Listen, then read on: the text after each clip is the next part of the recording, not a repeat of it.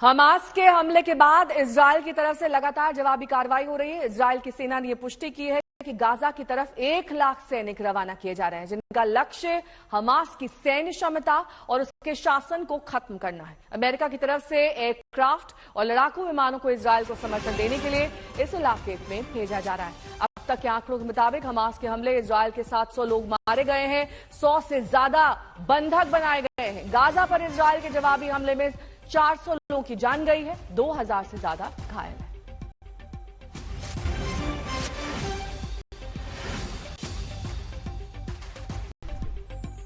तो यूएस की तरफ से एयरक्राफ्ट लड़ाकू विमान भेजे जा रहे हैं। हमास के हमले में इजरायल के 700 लोगों की जान गई है।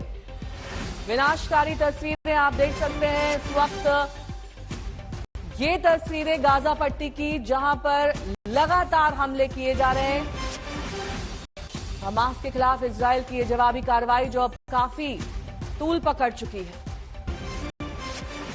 ये तस्वीरें जो इजरायल पर हुए रॉकेट हमले को बयां कर रही हैं। सब कुछ तहस नहस हो रहा है धीरे धीरे करके। हमास की ये जंग और बड़े हमले की तैयारी में है इजरायल।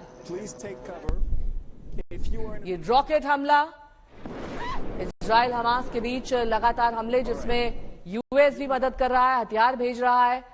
हर संभव मदद अमेरिका की ओर से यहां दी जा रही है।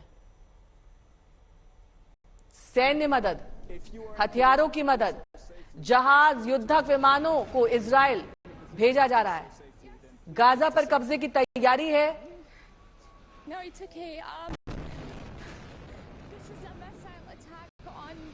तेल अवीव से मेरे सहयोगी आशुतोष मिश्रा जुड़ गए हैं तमाम जानकारी के साथ। आशुतोष, अपनी आंखों देखी बताएं वहां पर इस वक्त क्या ताजा हालात है, क्योंकि जो तस्वीरें हमारे सामने आ रही हैं वो बेहद विनाशकारी हैं। दरअसल जहां पर सबसे ज्यादा रॉकेट दागे गए थे, जहां सबसे ज्यादा हमास ने आतंक मचाया, वो जगह भी यहां से कुछ दूरी पर है। लेकिन उसके बावजूद तेल अवीव इतने बड़े शहर में और इतने सुरक्षित शहर में जो तस्वीरें हुई थी, कल रात भी इस इलाके की ओर, गजा की ओर से रॉकेट दागे गए। और जब भी ऐसी स्थिति होती है तो तुरंत सायरन बजने लगता है और लोग आनन फानन में जहां जिसको जगह मिलती है वो वहीं भागने लगता है। जगह दरअसल पूरा शहर जहां मैं खड़ा हूं, इसके आसपास भी ऐसे बंकर बनाए थे। एयर सायरन जैसे बजता है, लोग चले जाते हैं। सड़कों पर अभी मेरे पीछे आप कुछ चहल पहल दे रही हैं, लेकिन अब मैं आपको वो तस्वीरें दिखाऊंगा जो विचलित करेंगी कि इस पूरे शहर में आपको चारों तरफ अगर कुछ दिखाई देंगे तो वो है सिर्फ हथियारबंद आईडीएफ के लोग, जो पूरे शहर में जगह जगह आप देखिए, चाहे वो ब्रिज हो, फुटओवर ब्रिज हो, लिफ्ट हो, किसी इलाके में वो सिर्फ चहलकदमी करते आपको नजर आएंगे।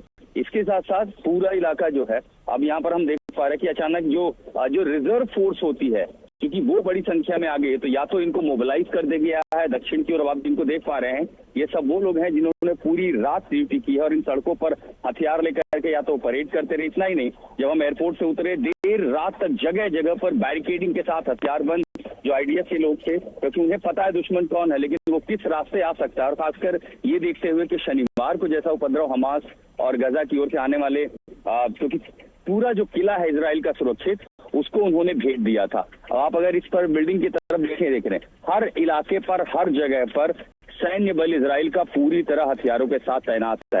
हर गाड़ी की तलाशी, हर आने जाने वालों को शक की नजर से, यहाँ तक कि जो सामान्य गाड़ियां जो सड़कों पर हैं उसकी भी तलाशी ली जा रही है, क्योंकि इन्होंने ये देख लिया कि किला इजराइल का जो अभेद्य माना जाता था उसको भी भेदा गया। ग्लाइडर लेकर के आसमान के रास्ते देखिए, आप जो गाड़ियों को देख पा रहे हैं, यहाँ भी इनकी तलाशी ली जा रही है। उनको ये अब सबसे बड़ी चुनौती है कि अपने दुश्मन को वो अब तक सरहदी इलाकों में ही पहचानते थे, वहां कंटेन करना मुश्किल था।